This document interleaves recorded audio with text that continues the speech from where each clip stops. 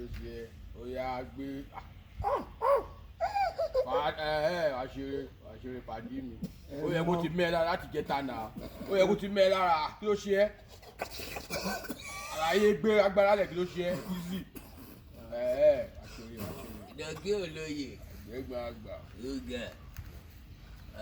Inspector Fogunbura. Correct. Ibi ó máa mú ẹ lára.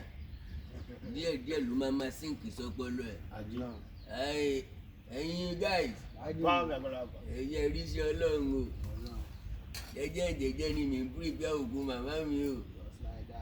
Àsọ́nà ni o ti jẹ́ kí n lọ fowó ṣòfò ṣá. 3 million naira mo ń pírípẹ́ láti la kó fún Saheed Òṣùpá. Ìyẹn ò bá kàn jẹ́wọ́ mi ní o. Ẹ wo jọkẹjọ ẹ̀fọn jẹ mí lẹ́gbẹ̀ẹ́ bí ọwọ́ mi ò sí pa ẹ̀fọn. Àdí mi ẹ̀fọn kọ́ tó fà ẹ́ ló mú inspiration wá. Ó wọlé nìyẹn náà. Igbó ti wọ bọ́ọ̀lù ti wájú ọpọlọ ẹ nìyẹn pẹ̀lẹ́. Inspector Fogunbura. Ẹjọ́ sómi òkun débí ni. Báwo ni? ọ̀sà ni. Orin ni wọ́n gbé wá yẹn o.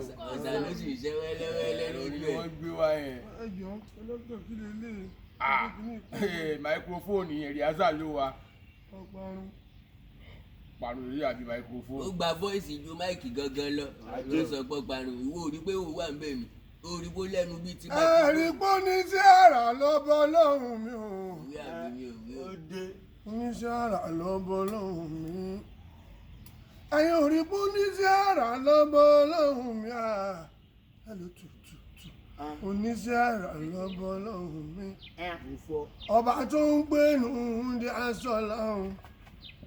Ó ti ń gbénu adé ilé-ìbọ̀ sí ẹ̀. Ẹ̀rí bẹ́kún pẹ̀dá lélẹ̀ ní ayọ̀ ń bọ̀ wá lówùrọ̀ láà. Ẹ̀rí pọ́ oníṣẹ́ àrà lọ́bọ̀ lọ́hùn mi. Ẹ̀rí ọ̀rọ̀ òde lè tán nílé alára. Wọ́n ní orí gbígbẹ àti orí tútù kò jẹ́ sọ́wọ́n nílé ikú. Wọ́n lójú ló fi sí. Wọ́n lójú ló wà. Ojú ló fi sí kò máa wo bẹ̀rù. Ojúkojú kedere ọmọ wàhálà ni. Mo kan tí mo sọ́ọ̀rì gan. Àǹtí mo fẹ́. Lulubu wẹ̀rẹ̀ lulubu gbà. Àǹtí mo sọ́ọ̀rì gan. Àǹtí mo fẹ́ sẹ́yìn. Tẹ́bá wọ́n sọ pé kò dáa tẹ́ bá ní kí. Ọ̀dọ̀ àwọn gẹ̀ẹ́sẹ̀ ń lò ó ṣẹ̀kan àwọn ọ̀rọ̀ kan kádùn tún fi ṣàdágẹ́gẹ́. Mo sọ pé mi. O lè sọ ẹlẹ́lẹ̀ mi o. Kí ló ṣe ẹ? Àlàyé mo ti ń gbádùn ẹ lọ kí ló ṣẹlẹ̀.